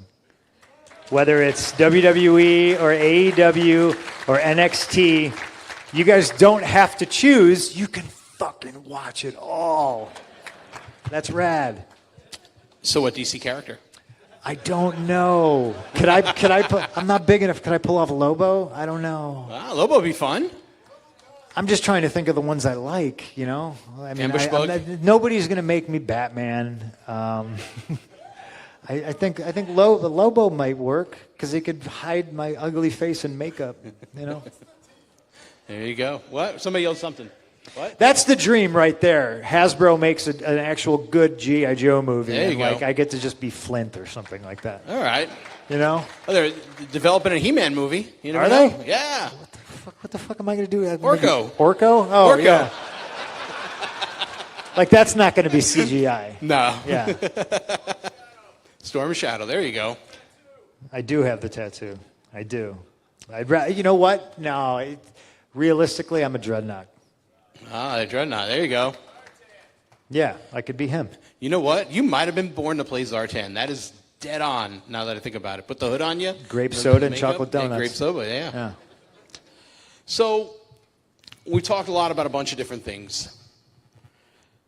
Today, 2019, how do you define your happiness? Like everyone, I think there's, like I talked about earlier, there's this assumption that at some point everyone's just dying to jump back into pro wrestling. But you've had all these other endeavors and you're happily married. How do you define happiness for yourself after coming through all these trials and tribulations? And what's your advice to everyone who's kind of going through that walking through the fires and life's got them down or they're beyond frustrated and they don't know their way out? Like, Wow, what life advice can you give them? And how did you get through all this? Well, life right now is a little complicated, isn't it, ladies and gentlemen? Politically, I think I've never seen anything like it. I think it's interesting when our two-party political system is almost racially divided to where I'm at the point, and everyone's going to love this, you know, call me a liberal or whatever. I'm just a human being who thinks if you think somebody is not as good as you because of where they come from or the color of their skin, I've had it with you.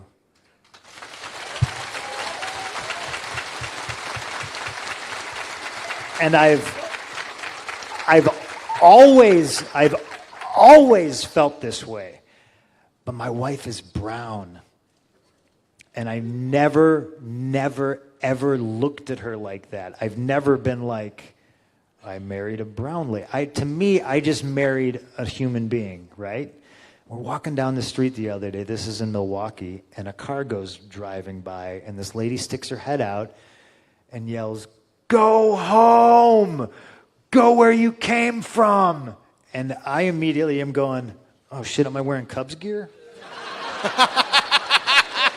I took my head off. I thought I was wearing Cubs gear and this was a Brewers fan. And I realized, nope, no Cubs gear. And then I looked at my wife. She didn't think it was as funny as I thought it was. Because I thought it was fucking funny because I have never been, that's my fucking privilege, right? I've never been in a situation, well, except in Japan once, the little kids were running at me doing this. But again, I thought that shit was funny because nobody's ever used the color of my skin or like where I came from to try to make me feel bad. So it doesn't exist in my fucking head. I was like, that was some funny shit. And I saw like, my wife wasn't so fucking pleased. You know, she was fucking kind of bummed. And I think we live in a world now, like I explained to her, like again, I'm not a fucking tough guy, but I told my wife, I said, if we're ever in that situation in public and somebody says that shit to you, I'm going to hand you my car keys and my wallet. I said, and we'll deal with the shit on the fucking 9 o'clock news. Oh, why did you do that? Because I think everybody needs to be held accountable. Everybody needs to be held accountable. And I think you talk about like my happiness, that is my happiness. My happiness is my wife and my dog. Not necessarily in that order sometimes. But I wake up every day and I try not to start my day by grabbing my phone. I try to just kind of sit there and just be like, I woke up today. That's pretty fucking cool. Like, I don't have a set schedule. I don't really have anybody to answer for except for my dog and my wife. And I just try to do shit every day that, like I said, not only makes me happy, but can make somebody else happy. I don't like when people publicly brag about charity and, oh, I did this and, oh, I did this. I don't need to do that because that's not why I do things like that. I do things because I want to try to help people. Like I said, I always feel like I'm trying to reach back and bring people with me. And that's like my friends, my family, it's my fans. Hey, if you guys don't like horror movies, you like me wrestling, watch this fucking horror movie. You know, come with me. Come on this journey with me. So my happiness is related to that. Like when my wife's bummed, I'm bummed. When shit sucks in the world, I'm very empathetic to that, and I'm fucking bummed. And it just sucks that we're in this spot in this country where you don't know what's real and what's true.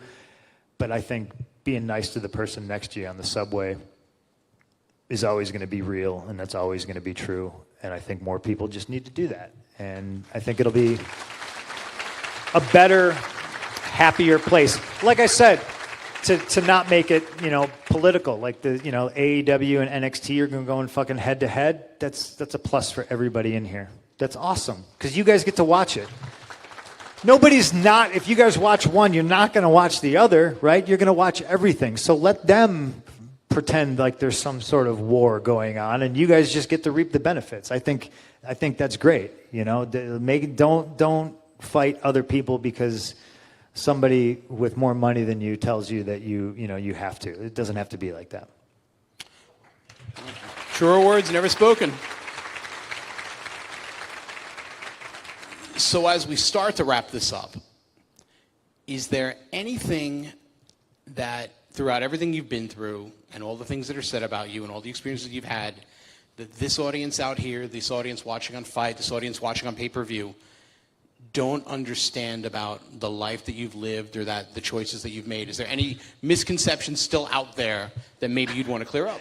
I don't know. I think that's not for me to decide. That's for everybody to decide. You know, everybody in here, everybody walking down the street, everybody I've ever met, they have their own version of Phil in their head.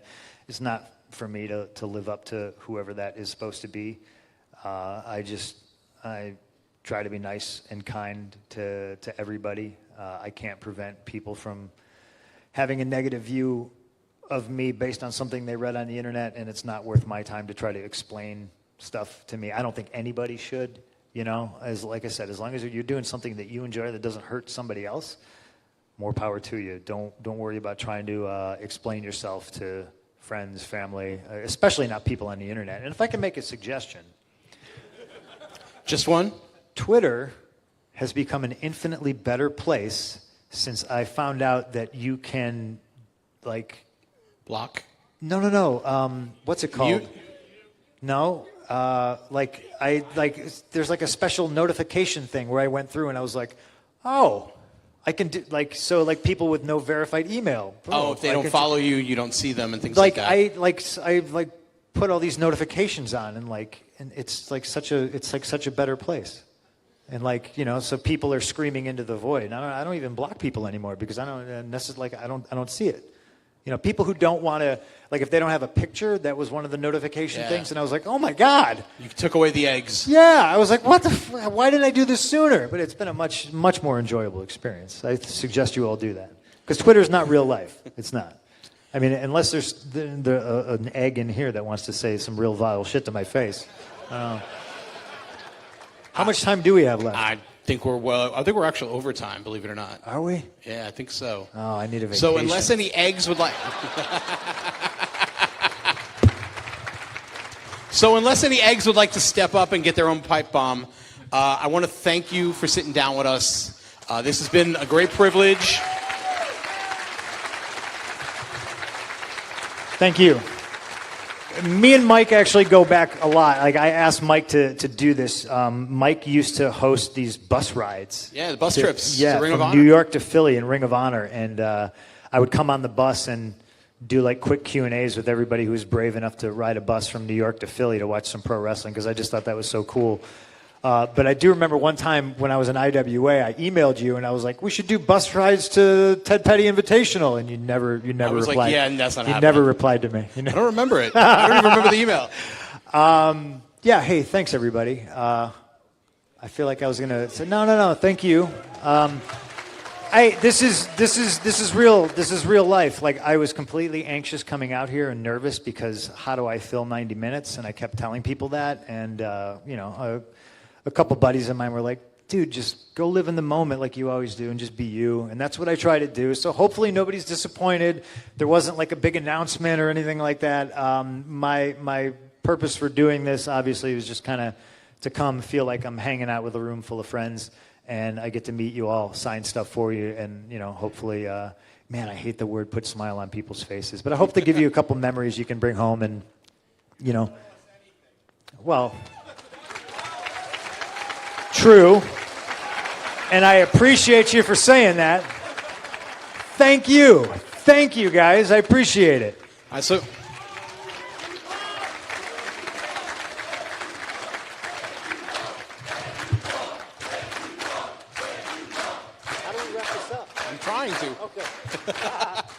So, ladies and gentlemen, I want to thank everybody for watching on Fight.tv, on pay-per-view, and right here, and obviously in Chicago. Enjoy the rest of your Starrcast experience. My name is Mike Johnson, and he is the best in the world, CM Punk. I'm going on vacation!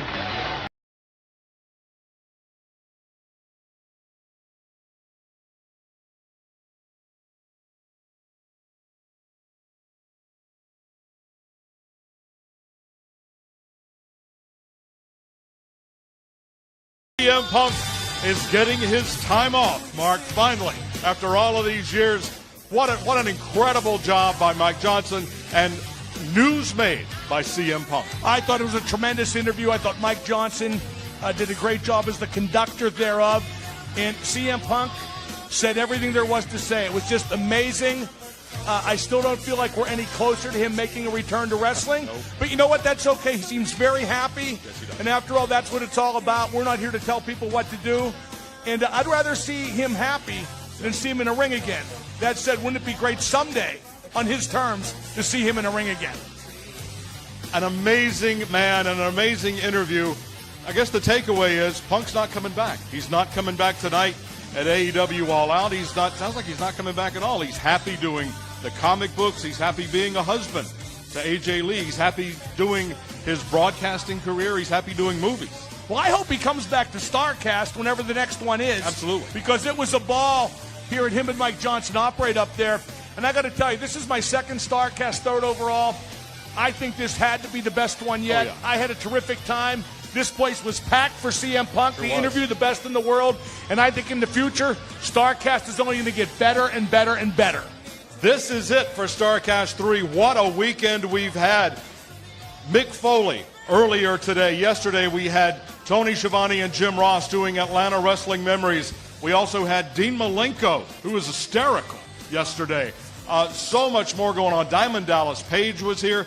Who else? Well, it should begin and end with Diamond Dallas Page, DDM. No, everything was great. The women of AEW, just tremendous. I can't wait for the AEW show tonight, All Out at the Sears Center. One great match after the other, but Punk made a real good point. It doesn't have to be WWE against AEW, against TNA, against Ring of Honor, against everybody else. Right. NXT stirred in there somewhere too. Enjoy all of it, but I don't think it's going to get much better than it will tonight with AEW at All Out. We are steamrolling over to the Sears Center tonight. You can't miss it. It's AEW All Out. It's Kenny Omega and Pac tonight. It's Cody Rhodes and Shawn Spears. So much more going on. The Casino Battle Royale. Everything's going to break down tonight at the Sears Center. Tully Blanchard, as always, as many years ago, is my X Factor for the Shawn Spears-Cody Rhodes match. I just wonder who Cody's going to bring to ringside with him because, as we know, he usually brings an entourage. He's only allowed one person tonight. Chris Jericho and Hangman Adam Page going to go at it too. It's going to be a night of history for AEW. And then we steamroll into October 2nd on TNT when AEW makes its broadcast debut. So much going on this weekend here at Starrcast 3. So much still to come tonight from All Out. Thank you so much for joining us. Starrcast 3, the biggest and best ever. I guess we'll see you at Starrcast 4. Well, we'll have to renegotiate my deal, but anything's possible. Let me jump in on that. as well, if you Give don't me, mind. give me Hudson's money. He works cheap anyway. Thank you very much, Bobby Heenan. I didn't know you were back in the building. That's going to do it for Starrcast 3. We're going to the Sears Center for AEW All Out tonight. For Mark Madden, I'm Scott Hudson. We'll see you at Starrcast 4.